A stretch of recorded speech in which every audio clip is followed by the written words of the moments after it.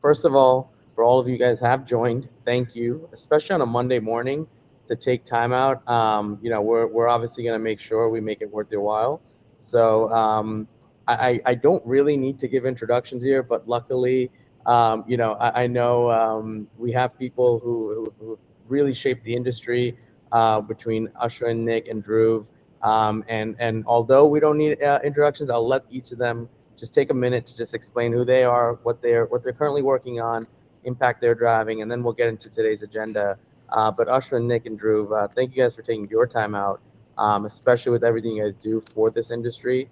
It's amazing to be able to drive direct value here. So Usher, let's start with you, maybe a little bit of background, and then we can kick it to Nick. Yeah, absolutely. Thank you for the intro, Ron. It was a wonderful, really boost to the ego this morning.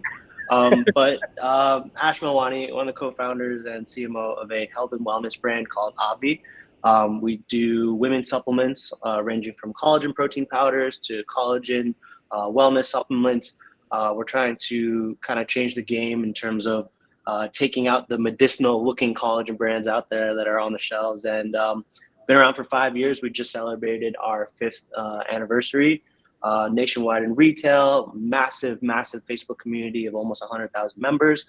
And, looking to continue to grow over the next year or so and see what we have in store. But my main passion has always been, Facebook ads and anything customer acquisition related. So excited to talk about upsells because it's such a crucial part of our strategy when acquiring customers, and it is a starting point for retention as well. So excited to get into these things.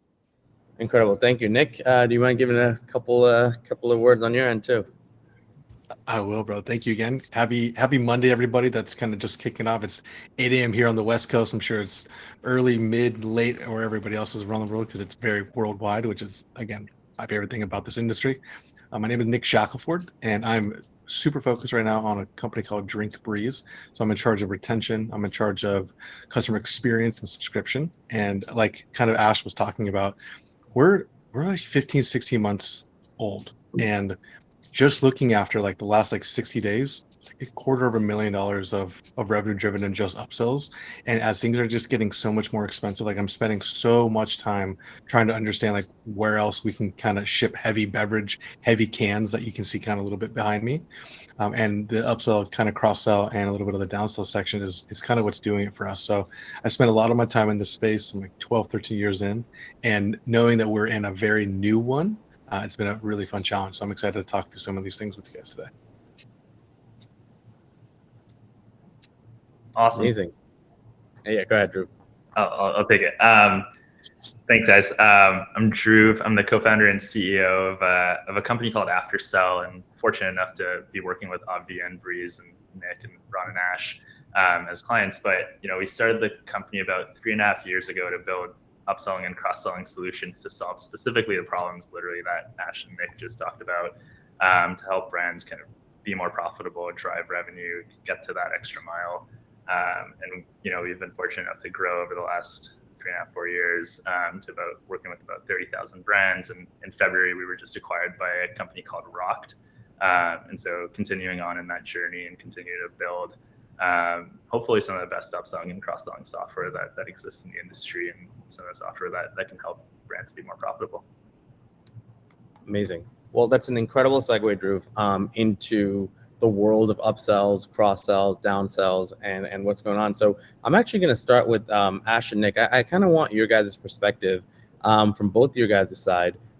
What's going on in the world of upsells, cross-sells, downsells, and maybe some common mistakes people are making, or maybe common things people aren't doing. Obviously, I think we're probably past the world of what is an upsell, but more so like why should you have it, and why some people maybe still are choosing not to. So let's maybe address some of those, and maybe if even in your guys' process of Obvi and Breeze, did you guys have plans where you're like, wait, I don't know if I really want to do this yet, and how those things change. So Ash, we can start with you. Yeah, I mean, at the end of the day, right, the name of the game when it comes to customer acquisition is who can afford the highest CAC will survive, right? And so to be able to afford a high CAC, you need to have high AOV, right? If you're trying to maintain first order profitability, you got to get your AOV up there. Now, there's only so much you can really do on, your landing pages, your PDPs, to optimize for a high AOV without sacrificing conversion rate, right? And so for us, what we typically do is on our main landing page, which I'll kind of show you guys later, but we offer 3 different types of buckets, right? So we have like a 1-month supply of a product, a 3-month supply, a 6-month supply, and I'm sure Breeze very similar, right, in terms of quantities that you can buy. But that AOV is kind of just set in stone. That's where your numbers are going to be on your landing pages, right? Now, in order for us to continue to make a little bit more money, I think what we've introduced to the brand, and not just the beginning, but even now more so, we're really dived into it, is the concept of upsells, cross sells, and downsells, right? I think a lot of people typically think of upsells as and maybe miscategorize it as cross sells, right? So what they want to do is, say you buy one product and you kind of want to show them something else, right? All right, we have 3-4 different products in this specific category. You just bought this one that's specifically made for let's call it weight loss. Let's show you another product that can kind of accompany this, right? I feel like that has been the strategy for the longest time. What a lot of people typically don't do is, which is it's one of the obvious things to do, is just sell people more of what they just bought, right? You kind of taken them down this whole journey from the ad, whether it's a video, it's a static ad, whatever it is. They went to a landing page, they scrolled, they learned everything about that product. They checked out, and then now all of a sudden you're talking about some random product they haven't even looked at before or seen before. And so, yes, it makes sense, in the grand scheme of things, from the marketer's mindset of, okay, I got to show them something else and maybe I can get them involved. But they just learned about this one specific product. Why not sell more of that, right? Why not give them a little bit more of a discount? Why not, get them to buy just a little bit more based on what they've bought?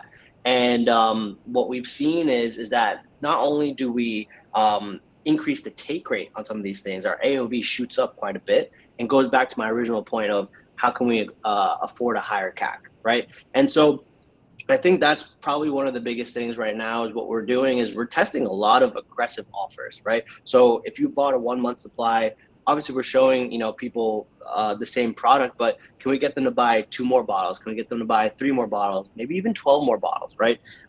Because they already know about the product, let's just sell them more on it. And the beauty with Aftersell is that you can kind of take them through from offer to offer to offer, right? And so when we talk about this, we say upsells, cross sells, and downsells. And that's how I think the funnel should be, is as soon as you purchase something from a brand, you should immediately see an offer for the same product you just saw at a little bit of a discount. Cool. Take rate is probably one of the higher ones out of the 3, but you want to lead off with that. Second thing will be the cross sell, which is now show them something. All right, cool. You've locked them in on the upsell. Now show them something on the cross sell of, hey, we also have this product that can help with this and actually improve your routine a little bit more. That's where you can start marketing something else. Then you get to the downsell of maybe some accessories, maybe some gear, something for the brand where it's not too much of a financial, obligation. And then you kind of end it off with some network offers, which we'll talk about later on. But that's pretty much the way that we're thinking about it. Is, long story short, highest CAC will always survive. How do you afford a higher CAC? Improve AOV at all costs.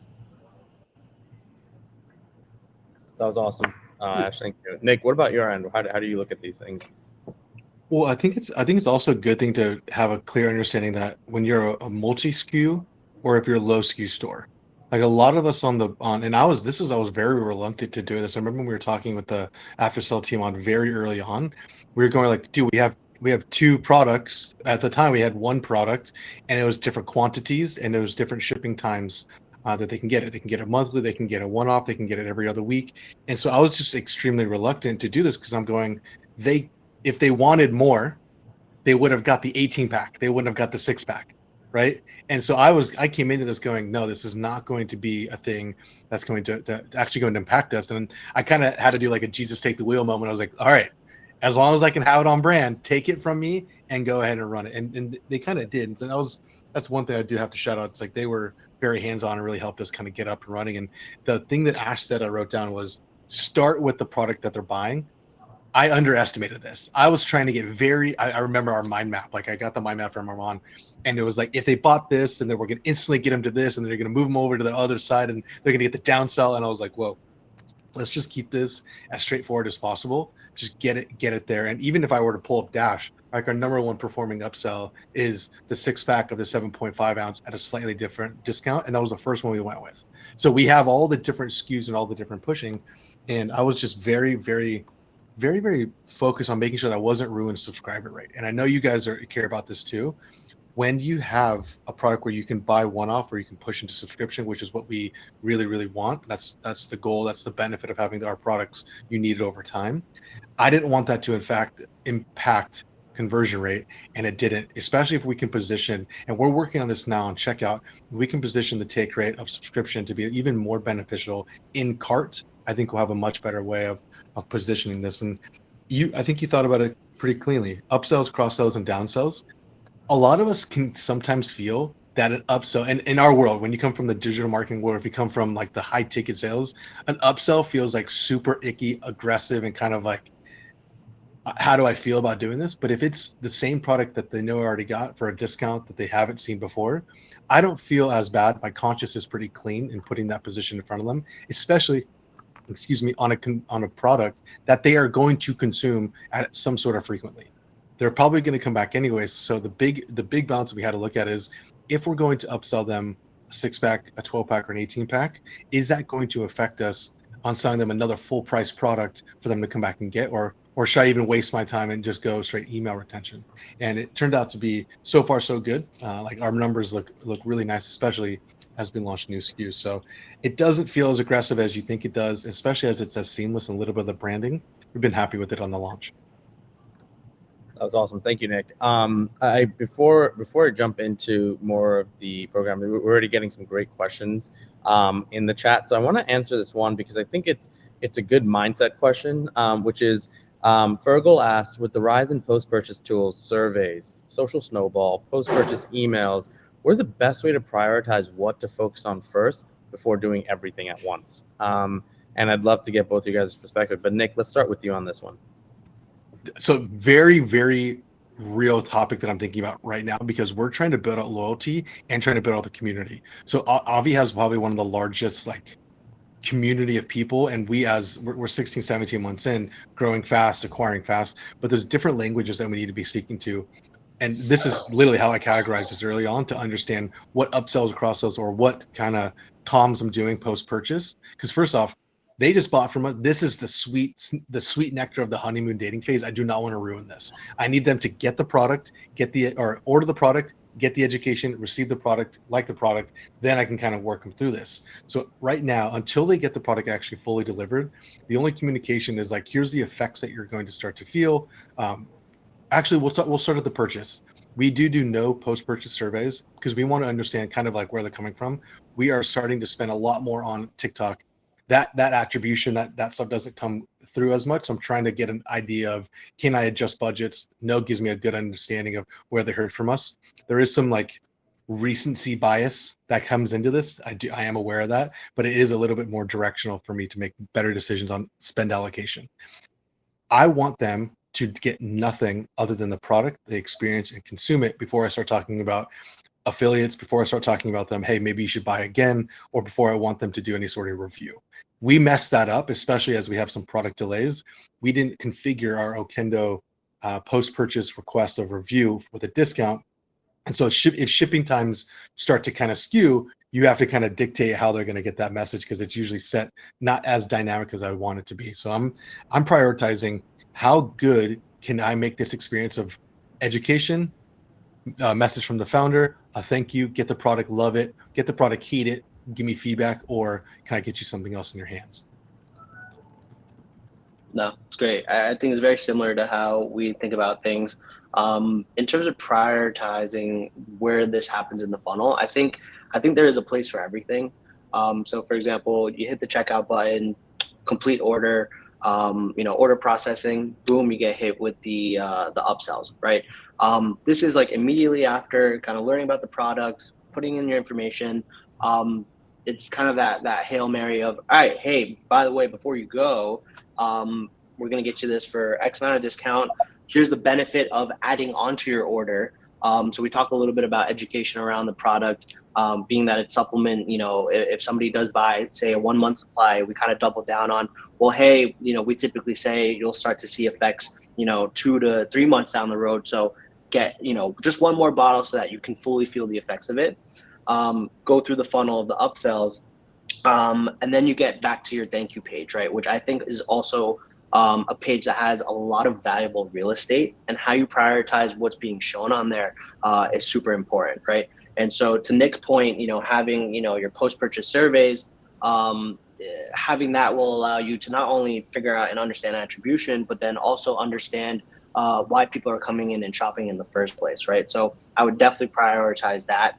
And then secondly would probably be some of the other things, right? Like affiliates, where you don't necessarily want them to act right away, but it's there, on the thank you page where somebody does want to kind of share their link and this and that, it's there. And then even before that, like Nick also mentioned, is we have a Facebook community, and I want to get everybody in there before they even get their products. So I think for us, it's to answer the overall question is prioritize everything that you need, right, from the beginning to end. So the beginning is, hey, I need to generate and acquire a customer. How do I do that? I need to be at this AOV. How do I get to that AOV? I need to use upsells. Okay. After that is, I need to understand, where are they coming from? Post-purchase surveys. Okay, I need to get them into the community so that they can learn more about the product and talk with customers. Okay, get them into a CTA that directs them to the Facebook community. Then lastly is, all right, cool, I want to sell more. Let me get them in as an affiliate, and so on and so on. So I think you can do everything at once. How you prioritize it in the funnel is the more important question. But every single one of the tools that you asked, Fergal, is very important to the journey and can improve performance overall. Amazing. I have one more question that I thought was pretty good. Devansh, and guys, everyone who's joined, especially after we kicked off, feel free to share your website. Feel free to share where you're from, and even if you want the size of your company and some of the maybe the struggles you guys are facing. But Devansh asked, what should be the strategy to boost your AOV while decreasing returns of our products? In India, the returns are around 30-35% on Amazon, and on Shopify sites, 15 to 20%. I think this is obviously something that's a little bit more niche, but Nick and Ash, if you guys have anything to comment on here that could be a good strategy, feel free to share. Devon, do you mind putting in what category you're in? I'm very curious what that category would be. Why he's sharing that? So we don't have product returns because of how much it weighs, but we have product cancellations. So if I were to kind of adapt a little bit of that thinking to this specifically, I would be around the education and the excitement of kind of how this should impact their lives, and how the reason why they bought this, right? This is why you have the post-purchase surveys. Why are you buying this? And for us, we're in the space where it's an alcohol alternative. We are in the space where they are trying to get a buzz because we sell legal cannabis and mushrooms in a can. And so there's a reason why these people are going to get this, and they want this effect. And so sometimes there's a little bit of fear. They're like, oh shoot, what did I order? I saw a great ad. Now I have it. Do I even want this? That's a very real thing. And so it's around, here's why you have it. Here's why you order this. Here's the way that you should consume this to have the best experience possible. I think this is more of the preemptive, getting in the mind of, remember, a lot of people shop. A lot of people are doing this for that dopamine hit of, I just bought something. And it's kind of like when you plan a vacation. There's been tons of studies on this, and I even experienced this too. The planning of the vacation is almost as amazing as actually going on the vacation. And when you get there, you're like, oh crap, it might not even be as good as the planning phase. It's very similar to the product. That's why Amazon's showing up on our door on a consistent basis. That pre is very exciting. Then you get it, you want to kind of match that. And then the post behind it is, so thankful that you're here. Here's a community. So I think there's an education place there. So I went long. What niche is he in? I don't see it. Apparel. I think it's apparel. Yeah. Apparel. So sizing. So right. So if you listen to the true classic people, and then you look at the Vessi shoe people too. So True Classic and Vessi, both of them have crazy amounts of SKUs and sizes. Like he actually just did a recent podcast. I'm trying to remember what it was, but they bake in most of their products and bake in most of their margin into knowing that they're going to have a subset of review or subset of returns because of sizing, and people more, again, comes back to more education on the landing page. It comes back to more education on sizing. Yeah, no, I agree. I think the education piece is very important for us, and then I'll touch on the apparel stuff. But for us, the biggest question is like, okay, how do I get this to work for me, right? And so to what I said before, which is education around getting people into the community and learning from others of their success stories. We have a whole discussion group that's pinned to the top of our Facebook group where it's like success stories. And within the success stories, it's how they actually were able to achieve the results. This way, when you're getting the product for the first time, you know what to expect, right? And then I think even optimizing the insert strategy is something I think a lot of brands don't typically do right. They put in an insert hoping that they can get a purchase out of somebody. It's like, oh, grab 15% off on your next order, and that's all that is. That's on that insert. And again, that's valuable real estate. That's 100% open rate in terms of getting that messaging across to the customer. So utilize that space as a way to educate further, whether it's getting them into a community, whether it's getting them to download a resource from the website, or maybe even just, having a whole kind of description or summary of the ideal routine with your product, right? So utilize those placements and optimize that. I think, Devansh, in terms of apparel, I think what Nick said is super accurate, right? A lot of the issues for returns is sizing and not really understanding, okay, well, maybe this looked a little different than I saw on the website, right? And so when I look at apparel brands, I typically want to see obviously a really detailed sizing chart, especially the imagery that's being used, specific models that they're using. Well, I like the way that it looks on the model. How tall is that model? How much does that model weigh, so that I can relate it to myself? And so putting some point of context is very important. So apparel, unfortunately, those return rates are going to be high, but I think you can limit it with overall more education, more points of reference in terms of, okay, well, this is going to look like it on me. I can kind of relate to these imagery, and so on and so on. But yeah. Great.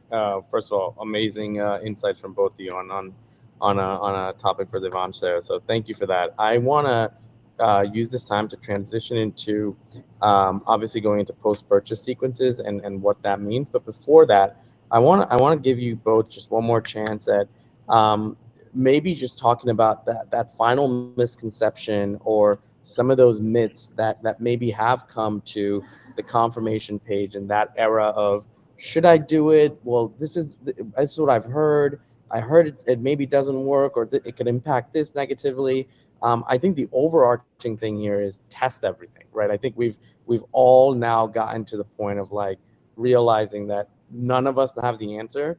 But maybe if you guys can poke at maybe one or two more of those myths or anything that passed your guys' mind before you made the decision too, just because again, there's over 60 people here who may be able to be like, you know what, I kind of feel that now, but if you were able to get over it, maybe they will too. So Ash, Nick, if you guys want to comment on that, and then we can transition into post-purchase. Yeah, I can kick this one off. I think before the connotation here is you want to get somebody to buy right away, no friction, no nothing, right? I think the beauty with post-purchase upsells, especially with Aftersell, is the fact that you can literally add to your bottom line without affecting your entire funnel, right? And what I mean by that is somebody's already placed their order. There's no going back, right? The fact that you can kind of upsell a product without having the customer to enter their information again, no friction points at all. All they have to do is say, yes, I want this offer. Boom, it gets added to their offer, right? That in itself, the way that this kind of transitioned over time, with Shopify being allowing these things to kind of happen and having the tech to actually do it, there should be no worry of it affecting anything else in the beginning of your funnel, right? The way that you should think about this is it's it's free money, right? Even if you can get 1% of people to take the product, you're 1% better, right? Then you can kind of go down and optimize accordingly. But I think the misconception is, well, am I devaluing my brand, right? Am I offering too much of a discount here? Is it spammy? Is it kind of like pop up? It's like, oh, well, I just want to get to the thank you page, this and that. At the end of the day, what's really interesting is that a lot of this experience can be branded. So not only is it going to be in tune with the rest of the experience, but two, you're offering value here, right? What we've been doing over the last year, 2 years is, yes, we are discounting more, but never have we had a customer kind of come back and be like, well, I feel cheated because you guys gave me a discount. It's more of more excitement than anything else, because it's like, oh, well, I'm super excited to buy this. Oh, I can actually get more for a little bit cheaper. Great. Versus the alternative, like, well, why am I getting a higher discount now? Not once have I seen that kind of pop up, and I'm curious, Nick, if you've seen anything like that at all yet. Well, so we actually had one instance that for me was like something I tweeted about. I was like, this is actually very important for us thinking about upsells as soon as we go past it. Because so remember, there's no friction. We have some stuff at checkout which we'll talk about, which is I'm very slow to move it because we just had a site rebrand and a site launch, and so I was making sure that we didn't affect anything on checkout, just conversion. Right? That was just nervous, right? The normal feeling of like, I don't want to touch anything on the page that they should be giving me their money, and I don't want to get in the way, right? And so we went into very subtle on the checkout: testimonials, trust badges, credit card acceptance images. Simple, nothing crazy. We're going to start adding some more text because we don't want to do countdown. Look, we came from the dropshipping world where get as much money as you possibly can. Who knows if they're going to get this product, but just continue to scale. Like that's where we came from. Countdown clocks before they get in there. And I think there's a time and a place for that. And I think you'll grow up and eventually find a product that you don't want to do that for. And so for this one, this is a very touchy area, right? Like I didn't want to put something where they felt deceived or that they felt almost like pressured in, like hard sold into buying more. I just did not want that to happen. And so specifically for this, we had to do two changes. And this is kind of not a misconception, but something to be very aware of. If you do the post-purchase, especially with Aftersell, I've used a couple of these ones, you have to make sure that on the upsell, you have to remove shipping, which says free, right? Because you want to include to them, here's the discount for us, it's 20% off. And then once it goes in like shipping is free, yet some of the non-educated buyers think because the upsell said free shipping, they assume that the entire order was free shipping, which I get it, right? I'm going to try to like pretend I understand what they're coming from on this. In my head, I'm like, I can understand and see where it went that way. So I think there's one thing of making sure that the way that it reads is very, very clear, because if it's any misconception, you're having to refund them some of those dollars, which is kind of mitigates the purpose of having for us, it's a $11, $8 increase of AOV on a consistent basis, and the take rate's huge. So I think being very intentional about the words being used and understanding that the offer has to be good enough. It doesn't have to be dramatic, but it has to be a reason why they would want to spend more, because they're already in suspension, right? They already have excited, the product is coming. They've already given you their money. So unless they ask for immediate refund, there really is no fear around impacting conversion. That was awesome. Thank you guys. John, Diana, I know you guys have some great questions in there. I'm going to keep the agenda rolling so we don't run out of time on a few of the points that we definitely want to make. So keep those questions there. But we have some really, really interesting topics that we want to get into. So I'm going to transition to post-purchase sequences. And so I think Ash and Nick, and we can start with Ash on this one, but I think it'd be good to kind of explain, this whole world of post-purchase. That I feel like, sometimes people just treat it as like, all right, you know what, I've already got my purchase. Everything else just seems low effort and maybe not needed, but like maybe talk about some of the things you've tried and tested and some of the successes that have come out of it. And same thing on your end, Nick, what has post-purchase sequences done to boost AOV for you guys? So you guys can touch on those couple of points with specific examples would be awesome. Yeah, absolutely. I think it goes back to what I said the funnel should look like, right? It should be an upsell, then a cross sell, and then a downsell, right? What we've tried in the past has always gone directly to the cross sell. Like it feels counterintuitive to show them a product that they just bought. And what you want to do is, okay, well, if you have a large SKU list, or you have multiple variables or variants on a specific SKU, you want to get that into their hand, right? Because you want them to try multiple products, hoping that at the end of the day they find one that they like and they come back and try again, right? Back to my original point is they've gone through this entire experience, which can last anywhere from 1 day to 30 days, right? Of somebody being in a consideration window and they're learning about this one product. And the fact that it takes them that long, you are now showing them another product they've never seen or heard of, and you're expecting them to buy right away, that take rate is going to be very, very low. And so when we were doing upsells, quote unquote upsells, in our post-purchase flow, that's all we had. We just had cross-sells. And we're like, oh, cool, whatever. We're settling for a 3% take rate, 4% take rate, couple bucks boost on the AOV. And we just thought that was it. And it wasn't until maybe, we tested, let's just offer the same thing and see what happens. And I believe our take rate went from 3% to 12%. And it just makes sense, right? It's like you're basically giving them another opportunity to buy something that they already really like and they really wanted because they took out their credit card and put it into your website and they ordered, giving them an option for a little bit of a discount just to get more. That made, after the fact, made more sense to us. So that was our biggest mistake, is that we didn't start with upsells sooner. We went directly to cross sells. I think cross sells is a great place where, yes, you'll probably see around the same take rate, but at least there's awareness for your product and you've already realized the increase in AOV boost from your upsells. And then down sells, again, kind of your low AOV items, whether it's, swag or gear. Like for us, we offer, pill cases, water bottles, just to kind of create the whole, stack that you kind of come in and bought. But biggest mistake was not testing everything and letting things run longer than we needed to without continuously testing other things. So start with upsells, then go into cross sells, and not the other way around. That's awesome. Thank you, Ash. What about you, Nick? How's impact been for you at Breeze? We launched this without having a second SKU. So we technically have one SKU when we launched this. So it was like we launched it maybe 6-7 months into being live. So we launched it halfway through our life, and it was one product. We had our 7 ounce or 7.5 ounce, and that was basically you can get a 6-pack, 12-pack, 18-pack, 24-pack, and then we had one which equaled like $420 because we're trying to make a play on 420. And then we only went off of our hero product. We're like, okay, normally people buy a 6-pack. That's all we're going to do is we're going to upsell them another 6-pack, and then we're going to downsell them another 6-pack.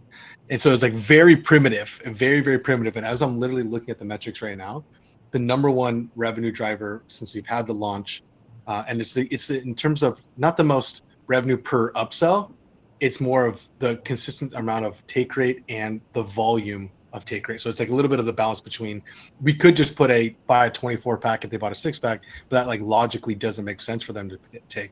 So as we've kind of grown and kind of expanded the things that we're selling, every single SKU, which we have 2, and every single I would say quantity amount has its own upsell downsell, which takes a very long time to do this. So if they're going 6-pack, they're going to see a 6-pack. If they're going to see a 12-pack, they're going to see a 12-pack downsell to 6-pack. 24 downsells to 12, 6, right? Like there's a logic between what they're going to take. And before it seems arduous. It seems like it takes so much time to do this. And for me, like it started with the margin. Like you had to have enough margin to give them a good enough deal. And again, I like this. As Aftersell, they take a flat fee. So I was fine. I was totally fine with doing 15%, 20%, 30%, depending on what kind of playing with the take rate or how much I needed kind of discount, knowing that they're not going to take like I know the guys that rebuy, and I think who's the other one? Post-purchase upsell. But anyways, they take a percentage. And so I'm having to do like extra math on how to get this done. And I just wanted to be like, this is the flat fee. I know anything above this, I'm going to be straight to the bottom line. And that's kind of the win there. And that's all I really, really cared about. And that's kind of what we care about now until we get the ability to kind of copy what the Avi guys do is we need merch, we need koozies, we need branded products, we need something else that's not just consumption based. And that'll probably help us position more upsells and downsells. That was awesome. Before I move on to a different topic, Drew, I feel like you get the lens and the luxury of seeing so many websites, and I feel like it's one of the most powerful places to be in because you get to see what not to do, what definitely to do, and maybe what some things that you were surprised people are doing that's working.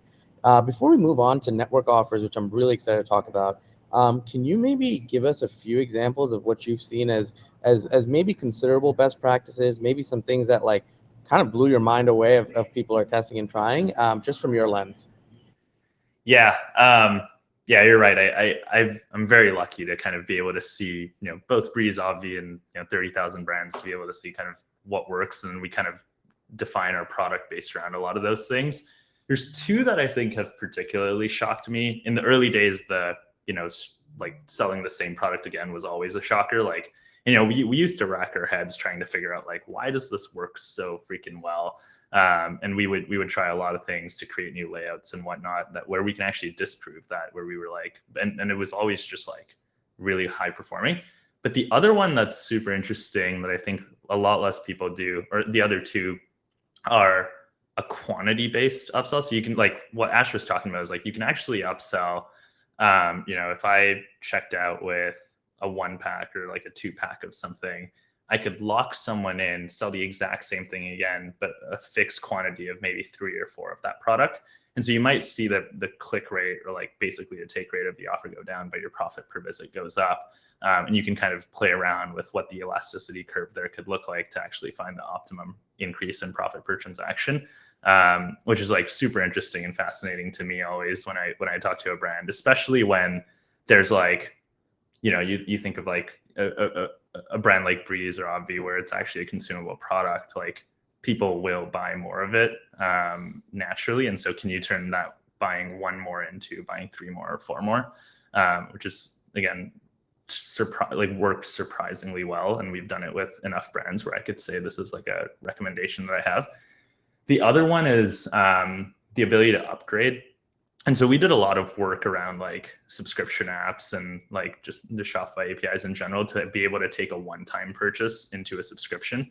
And like, I'm very proud of our engineering team to actually be able to do that, because it was a huge unlock to be able to just take, someone that's buying a one-time version of a product and then just turning them into a subscriber, which then, if you think about the impact on your profit per visit and your LTV, is massive. Those two I'd say are like the 2 biggest ones. And just for the sake of time, I'll just drop a link here to an article that we've written. And this is actually one of the things that we use just for our best practices. Our team always uses, which could be helpful for people in the chat here. That was awesome, Drew. Thank you so much. So do you want to transition to a little bit of like immersive experience of kind of what we've been talking about a lot for the last 45 minutes. So I know Ash has a couple of great examples to show. So Ash, I'll let you take away on the screen, and then we'll also touch on a little bit about the network offers once Ash and Nick kind of get to show you a little bit of plug and play and what that experience really looks like, and then we'll move forward there. So Ash, I'll let you take away from here. Cool. So I'm gonna share my screen. Let me know if you guys can see it. I hate saying that. It's so annoying. But all right, here's our main buy box on our landing page, right? So like I mentioned, you have a 30-day supply, 90-day supply, 180-day supply. Let's just say I'm not willing to make that financial commitment of some of these options here, but I really want to just try out the product. I'm gonna buy one month supply, right? Get a 20% off discount here and hit buy now, right? Gonna get to the checkout. I'm gonna go ahead and enter my information, and then I'll share my screen right after.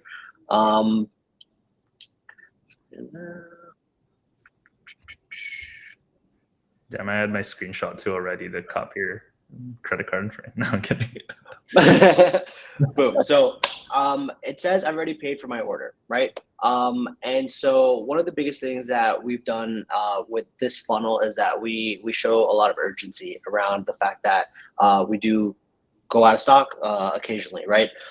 If you kind of looked at the way that we set up our buy boxes, we actually have a disclaimer saying, hey, this is actually going to ship out the following week, just so that we can get ahead of any back orders, right? So right now we start off with urgency. And kind of like, you know what, by the way, if you're using this product, it's actually a lot better if you do use this for a longer period of time, which is something I mentioned earlier. But we basically, kind of point out, hey, we recommend taking this for 8 to 16 weeks to see long-lasting results. So we provided our best offer yet, and we're offering a little bit more of the product at a higher discount, right? So they just came off the landing page, they saw 20% off. They didn't necessarily go for the 3-month supply, but hey, we want to get you to that 3-month supply, get 2 more, and we'll actually offer it at a little bit of a better discount, right? So you're going through it. You can either obviously pay now, shipping is free. You can decline this offer, or let's assume we go in and actually pay for this and get it, right? Nice touch with the countdown. Back here, you kind of see the cross-selling here, right? So we kind of showcase, some of our other products here. This should actually be a little bit different. But we're, okay, cool, I'm good. I think I spent enough, but here's where you can sort of showcase some of the other products. So probably move on from here, decline this offer. And then boom, we're on the thank you page. And here's the other hack that we've had is network offers, right? So orders confirmed, everything's in there. I just went from a $40 AOV to now $107 AOV. The take rate on this, I believe, is just above 10%. So we're adding quite a bit of bottom line to the business. The next thing here is this pop-up, which is what we call network offers, which is what Aftersell actually offers. And this allows us to showcase premium offers on our thank you page. From premium brands like Nike, right? So not only this kind of like make our brand feel a little bit more legitimate, but we can also go in and say, you know what, let's claim this offer from Nike. It's relevant to the brand, right? Kind of supplements Nike. And what this ends up doing is, I believe the numbers add. I believe we're adding 45 cents of profit to each order just by offering this on our post on our thank you page. And so what that actually covers is our cost of some of the cost of fulfillment. So some of our pick packing fees are offset by this. It's one of those things where you kind of just turn on, collect some money for it, and it adds to your bottom line, right? And not only it's not taking up too much real estate, right? It's a pop up. If you want it, cool, claim offer. You go through the process, you get whatever you need. Or you can hit no thanks and kind of go through a few more offers. And again, these are all premium offers. So Hulu, the one before was, I believe, meal prep delivery, right? Then you kind of go back to your thank you page and you can still prioritize some of these other things, right? So the no commerce, post-purchase surveys. We have a charity that we're helping. There's a charity app called Beam that we also utilize to kind of get people to kind of donate for certain causes. But you're still able to prioritize a lot of everything in order. So adding 45 cents of profit to the order, then you go into post-purchase surveys to understand our attribution, right? What prompted your order, and then other things that you want to kind of prioritize on our website. So that's pretty much our flow. I think it's pretty straightforward. We literally went from the thought process of, hey, you know what, I don't necessarily need a 3-month supply, 6-month supply. Let me buy one bottle right now. But you kind of get into the funnel of, okay, well, I can get 2 more for 37% off, but I also give them a reason as to why they should get it, right? One more reason of, okay, well, you came to the website, you're looking for X amount of results. I'm telling you one more time, like, listen, hey, I'm nudging you. You will see results in maybe 8 to 12 weeks versus maybe just 4 weeks. Take a chance and grab the offer while you can. A little bit of urgency there, and then taking them through the rest of the cross sells, and then the network offers as well. So that's pretty much our process. Doing really well. That specific funnel, I believe, like I said, has a take rate of 10 to 12%. then on top of that, the network offers add, the 50 cents of profit to the bottom line, which again, that can cover these costs to the business, right? So, our pick pack fee with our fulfillment center, and so on and so on. So, yeah, that's our funnel. Well, first of all, Ash, thanks for going in so much detail. And I think you brought a great transition to some of the topics of network offers. And Dhruv, maybe you can take a couple of seconds of what's been built here. I find it to be phenomenal, and one of those like no-brainers. Hey, like, why wouldn't you do this? So I'd love to get your perspective of what's been built. And then Nick, if you can touch on like what's been your experience with it so far, and your thoughts on it, and maybe how brand founders or operators should kind of approach their decision making around it. So, Dhruv, I'll give it to you first. Yeah, totally. So yeah, network offers is a relatively new addition we got with the acquisition by Rocked. There's a few things that I think are very critical here. We're using brand real estate, and a lot of like really important, like a lot of the thing that's probably really important to you, Ash, for example, is just like this is my site. I want to like offer my own products. And so like the core element is we want to get your products in there before we show a network offer. The challenge with like showing your own products on the confirmation page, and this is what Aftersell actually started with, is it ends up being like a very difficult place to drive revenue, because the customer has to go back through the transaction and like enter in all their details and stuff, and that you start to see a lot of drop off. And if you think about the funnel that you just went through, there's upsells in checkout. We have the post-purchase one-click upsell, and then you finally land on the confirmation page. You typically, like your customer has just seen a lot of obvi by that point. And so then we kind of ID the customer, and we're like, hey, this customer, Ash, relatively, has a lot of the demographic data to be able to say like, hey, he might enjoy a Nike offer. And it's usually a pretty exclusive and premium offer. So like, for example, Nike is probably a brand that Ash will resonate with. And there's billions of transactions that we've processed to be able to actually make that assumption. And there's a lot of ad spend that happens to actually get those offers to you. But then what ends up happening is when someone clicks on that offer, Obvi then gets paid. And the click-through rates are like really, really high. And that kind of tells you like what the relevancy of these offers are. But we end up seeing like 10% plus click rates and whatnot. And when Ash says, there's like 50 cents of profit per transaction, if you think about it, like the one-click upsells are driving, let's say $2, $3, $4 in revenue per transaction. Think about your contribution margin off of that. Like, what's the actual GMV you have to drive to be able to make 50 cents in profit per transaction is actually quite a lot. And so like on a revenue equivalent basis, that 45, 50 cents ends up actually looking more like $2, $3 on a revenue equivalent basis based on your contribution margin. And those things end up like obviously then funding your agencies, your shipping costs, your SaaS costs or whatever. And then we've obviously then just been able to say, hey, we'll solve all of your upselling and cross-selling use cases for free, because now we don't need to charge you. And so it ends up allowing us to build a better customer proposition. And so now we don't need to charge you anything to use our upselling and cross-selling tooling, and instead just give people the network offers tooling for free where they make money, and then also run all of the first party use cases for free as well. Ends up just being much, much better for the ecosystem. Yeah. That's awesome. Thanks, Dhruv. And so I do want to get into some evaluations, but Nick, would love a couple of words from your end, perspective on network offers, and how you've approached looking at it.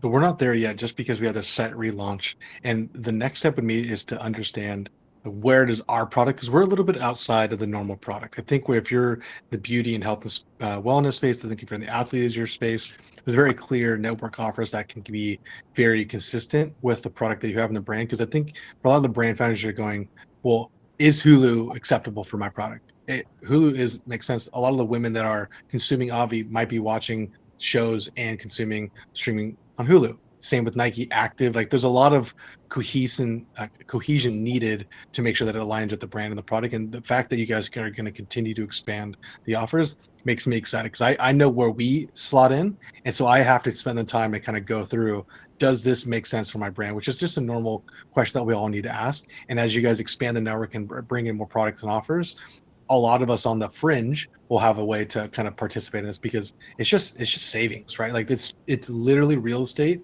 that we can provide ourselves to reduce that CAC. That's it. 100%. So I dropped in 2 links into the website. And Ash, I'm going to have you do tea leaves, and Nick, I'm going to have you do tavalon.com/au. Maybe I'll give you guys like 30 seconds to open it and check it out. But let me know which one of you are ready to start first. And maybe let's just jump in from the perspective of post-purchase, where you think the opportunities can be. And at least from a testing parameter, right? Let's maybe give some pointers that we can. So let me know which of you want to kick it off first with those, and then if we have time for more, I'd love to do more. But 1 hour is definitely just not enough for you guys, because you guys killed it here. So Ash, Nick, let me know which one you guys are ready to go first. Okay, let me go through it real quick. So it's very similar space. So a lot of SKUs. I already like the fact that they have bundles. It's super simple in the nav. So I'll come into all the loose teas, because what's interesting, and another reason why I love selling the effect or the success that the product is going to deliver for you, especially when they go into detox, digest, relax, immunity, focus. So this should be a SKU set here that fall underneath detox. Let's go see it. Okay, simple one bag. So yeah, these guys are in. What makes most sense for them is a $16 product. Like, dude, if I was getting a $16, anything sub $16 CAC on Meta, I'd be losing my mind. But it's for them, they need to make sure that all of this is being upsold and pushing them to build the bundle, pushing them to build the cart as much as possible. So first, in-cart upsells, especially kind of what you guys have on the Avi side, was like building them to adding as much as possible here on the cart specifically. And if I were to go into checkout, there's gonna be so much real estate to play with.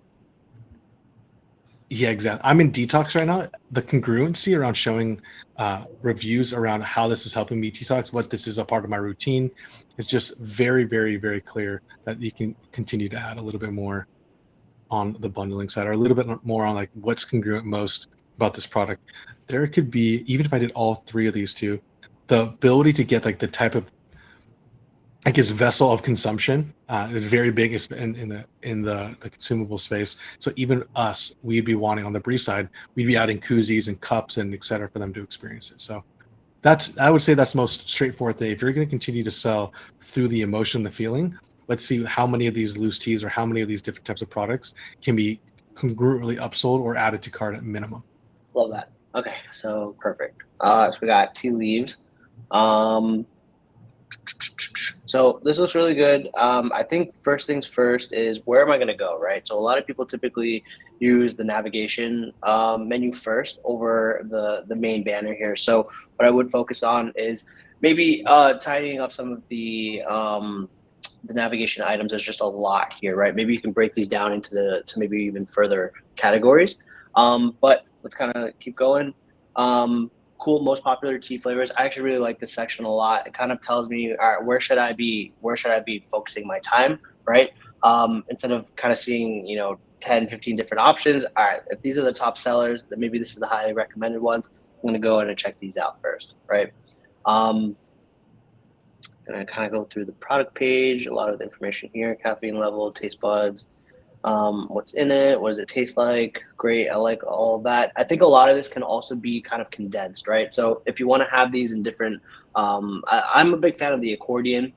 This way you're not overwhelming people with too much, copy and things like that. Having all this information kind of sit in an accordion. So, what is, your main description up here, what is the tea, what does it taste like, the benefits, et cetera, all can be in different categories.